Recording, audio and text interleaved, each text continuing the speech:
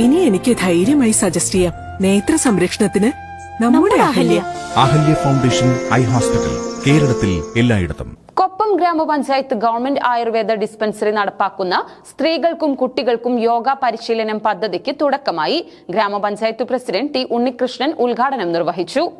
കൊപ്പം ഗ്രാമപഞ്ചായത്ത് government Ayurveda dispensary നടപ്പാക്കുന്ന സ്ത്രീകൾക്കും കുട്ടികൾക്കും യോഗ പരിശീലനം എന്ന പദ്ധതിയുടെ ഉദ്ഘാടനം വ്യാപാര ഭവൻ ഓഡിറ്റോറിയത്തിൽ വെച്ച് പഞ്ചായത്ത് പ്രസിഡന്റ് ടി ഉണ്ണികൃഷ്ണൻ നിർവഹിച്ചു. വലിയ വലിയ അസുഖങ്ങളെ നമ്മളിൽ ഇങ്ങനെ അടുത്ത് കണ്ടുവരികയാണ്. ഏതാണ് ഏറ്റവും വലിയ മാരകമായ അസുഖം എന്ന് ഇനിയും നമുക്ക് ഉറപ്പിക്കാൻ കഴിഞ്ഞിട്ടില്ല. നമ്മുടെ മുന്നിൽ ക്യാൻസറാണ് വലിയ അസുഖം എന്ന് വിചാരിച്ചിരിക്കുമ്പോഴാണ് വൃക്കരോഗം ബാധിച്ച് വലിയ രീതിയിൽ പ്രശ്നങ്ങളുണ്ടാകുന്നത്.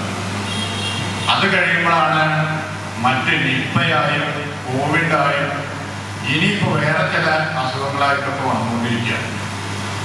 നമ്മുടെ ഈ സമൂഹത്തിൻ്റെ അന്തരീക്ഷത്തിലാകെ പലതരത്തിലുള്ള ബാക്ടീരിയകൾ രൂപാന്തരം പ്രാപിച്ചുകൊണ്ട് പലതരത്തിലുള്ള മാരകമായ അസുഖങ്ങളെയും കൊണ്ടുവരാൻ സജ്ജരായിരിക്കുകയാണ്.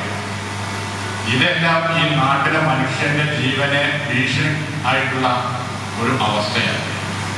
ഇതിനെയെല്ലാം നമുക്ക് മരുന്നുകൊണ്ട് ചെറുത്തു തോൽപ്പിക്കാമെന്ന വ്യാമോഹം നമുക്ക് വേണ്ട. അതിനെങ്ങനെ ചെറുത്തു തോൽപ്പിക്കാൻ കഴിയും? മരുന്നുണ്ടായതൊക്കെ അടുത്താണ്. മനുഷ്യനുണ്ടായി ഒരുപാട് കഴിഞ്ഞാണ് മരുന്നുണ്ടായത് എന്ന് പറഞ്ഞാൽ അന്നത്തെ മനുഷ്യന് ഇതെല്ലാം പ്രതിരോധിക്കാനുള്ള കഴിവുണ്ടായിരുന്നു എന്നതാണ് നമ്മൾ പഠിക്കേണ്ടത്. ആരോഗ്യ വിദ്യാഭ്യാസ സ്റ്റാൻഡിംഗ് കമ്മിറ്റി അധ്യക്ഷ ടി വി വത്സല യോഗത്തിന് അധ്യക്ഷത വഹിച്ചു. Ayurveda medical officer doctor K R Ramya പദ്ധതി വിശദീകരണം നടത്തി.